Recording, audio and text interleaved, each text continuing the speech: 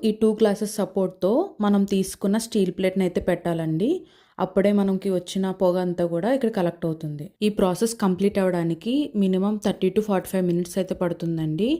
So, ఇప్పుడు చూసినట్టయితే మనకి ఇలా అయితే సెటప్ ఉండాలి. మధ్యలో ద్వీపం ఉండాలి. బోత్ సైడ్స్ గ్లాసెస్ ఉండాలి. దానికి పైన స్టీల్ ప్లేట్ అయితే ఉండాలండి.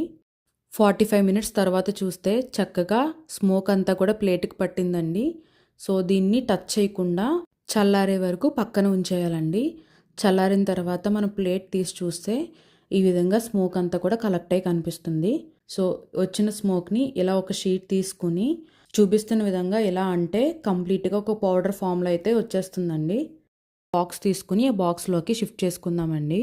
ఆవు నెయ్యిని కొంచెం కొంచెంగా ఈ పౌడర్‌లోకి వేసి మిక్స్ చేసుకుంటూ ఉండాలండి. ఈ కాటుక చిన్నపిల్లలకి మాత్రమే కాదండి, ఎవరైనా యూజ్ చేయొచ్చు. ఇలా ఇంట్లో ఉండే వాటితోనే కాటుక చాలా సింపుల్‌గా రెడీ అయిపోయిందండి.